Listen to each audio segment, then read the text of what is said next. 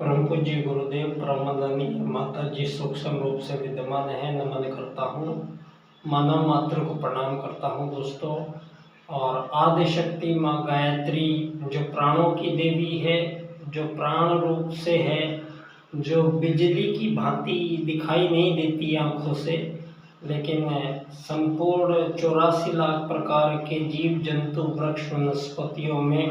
प्राण रूप से बिजली के रूप से आने जाने वाली सत्ता, जो जीवन प्रदान करने वाली शक्ति,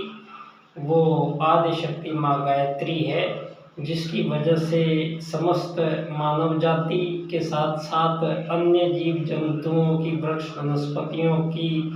प्राणी वर्ग की जीवन प्रणालियाँ की प्रदाता वो आदि शक्ति माँ गायत्री को हम नमन करते हैं। और दोस्तों, यहाँ गायत्री मंत्र,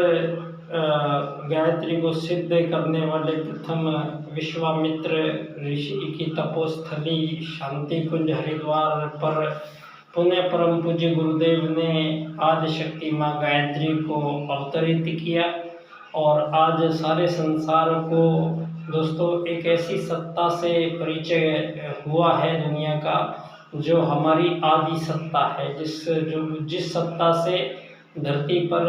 मानव समुदाय जीवन अपना जी रहे हैं। और प्रथम आगमन काल के समय जब मानव जाति धरती पर आगमन हुआ, तो उसमें पिछले कुछ सालों में, वर्षों में, कई सौ सालों में दोस्तों, ये 20वीं शताब्दी के प्रारंभ काल के बाद में मानव जाति को डार्विन और चार्ल्स वाद के अनुसार यहाँ मछली बंदर से होते हुए इंसान बने हैं। ऐसी इवोल्यूशन की जो थ्योरी दी गई थी दोस्तों, आज सारे विश्व के सम्मुख जब ये साबित हो गया है कि 7000 वर्ष पूर्व भगवान श्री राम भारत में यहाँ पर उपस्थित थे और उन्होंने श्री राम सेतु पुल जो बनाया था, वो आज नासा ने उसके चित्र सारी दुनिया के सम्मुख प्रस्तुत किए हैं। और कुल मिलाकर जो स्थिति बन रही है सारे संसार में दोस्तों, आज मानव जाति के द्वारा प्रयोग किए गए यहाँ वैज्ञानिक आविष्कार के दम पर जो ये मानव जाति आज चल रही है दोस्तों, विज्ञान की चरम स्थिति आने वाली है। वो स्थिति तक मानव पहुंच गया है,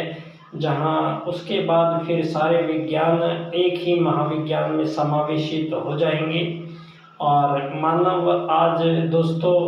आर्टिफिशियल इंटेलिजेंस नाम की जो कंप्यूटर के अंदर प्रोग्रामिंग सिस्टम,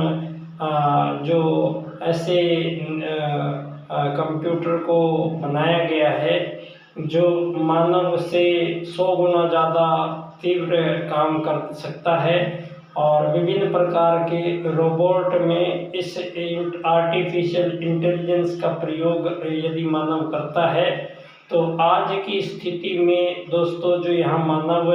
बुद्धिमान, मानव क्रिएटर, जो कि क्रिएटिव मानव हैं, उनको बुद्धिमानों को यहाँ आज तक धनवान भी बनाया गया है। तो आज जितने भी बुद्धिमान लोग आज तक धरती पर बने हैं, जिस बुद्धिमान कहा गया है क्योंकि वो उस बुद्धि में तीव्र थे, जो जानकारियाँ उनको नई नई देनी थी, वो नई जानकारियों को सहजता से आत्मसात करके और उस प्रणाली में पारंगत होने के बाद दोस्तों यहाँ मानवों को ये विकास क्रम के सिद्धांत के अनुसार धरती पर आज प्रत्येक मानव को कृत्रिम रूप से ऐसा विभाजित किया हुआ है कि सारी मानव जाति आज आपस में ही युद्ध, शोषण, वध, हत्याओं के लंबे दौर से गुजर रही है। और ऐसे में धन आधारित जीवन पद्धति का आविष्कार पश्चिम ने किया है। ये बात हमें पंडित दीनदयाल उपाध्याय जी अपने राजनीतिक सूत्र अर्थायाम में समझाते हैं और अर्थायाम में स्पष्ट करते हैं कि धरती पर मानवों के बीच किसी भी प्रकार की वस्तु विनिमय या सेवा सहायता के बदले ये धन नाम की चीज का कोई लेन देन का कहीं भी हमारे आदि सनातन धर्म में, हमारे वेदों में कहीं कोई जिक्र नहीं है। और ये वस्तु के बदले धन देना पड़ेगा, डॉलर देना पड़ेगा, रुपया देना पड़ेगा। यही पूंजीवाद का आगमन और निर्माण है जो पश्चिम ने किया है, और जिसके नाम पर यहाँ गुलाम और आज़ादी के खेल खेले गए हैं, और धरती पर मानवों के बीच अमीर गरीब मालिक नौकर का कृत्रिम रूप से एक ऐसा विभाजन यहाँ जन्म दर जन्म मानवों को झेलते चले आ रहे हैं। और धनवान ने ही सारी धरती पर मानवों को 8 अरब मानवों को आज ये पूंजीपतियों के षड्यंत्र के कारण यहाँ धरती पर प्राइवेट सेक्टर नाम का जो एक पूंजीपतियों का क्लब धरती पर बनाया गया है, इस क्लब से आज सारी दुनिया का जो विज्ञान है वो यही इनके पास, सारा विज्ञान इन्हीं 5-7 लोगों के पास दे दिया गया है। और आज सारी मानव जाति के समक्ष ये जो आर्टिफिशियल इंटेलिजेंस का उपयोग धरती पर मानव करता है, तो 85% जो धरती पर मानव आज काम कर रहे हैं उनका 85% मानवों का सारा रोजगार छिन जाएगा। और आगे आगे जैसे ही ये और डेवलप होते चलेंगे तो मानव के लिए यहाँ काम करने लायक कोई काम बचेगा नहीं। और ऐसे सिरे पर मानव जाति आन पहुँची है जिसको सतयुग की वापसी भी कह सकते हैं, और जिसको दोस्तों इस सृष्टि का अंत भी कह सकते हैं। ऐसी विद्या से आज मानव ऐसी विद्या लेकर बैठ गया है। तो दोस्तों ऐसे में युग परिवर्तन का जो एक सूक्ष्म चक्र सूक्ष्म जगत की सत्ताओं से संचालित इस धरती पर चल रहा है, जो ये युग परिवर्तन का जो ये पराक्रम चल रहा है, इसमें दोस्तों परम पूज्य गुरुदेव आर्टिफिशियल इंटेलिजेंस का उपयोग देवत्व के रूप में मानव जब करेगा तो सारी धरती पे मानव देवता बन जाएंगे। और यदि उसको असुर के हाथ में लग गया और असुरों को छूट मिलती रही तो सारी धरती का सर्वनाश निश्चित है। इस पर गहन चिंतन मंथन करना सारी दुनिया के प्रत्येक मानवों को आवश्यक हो गया है।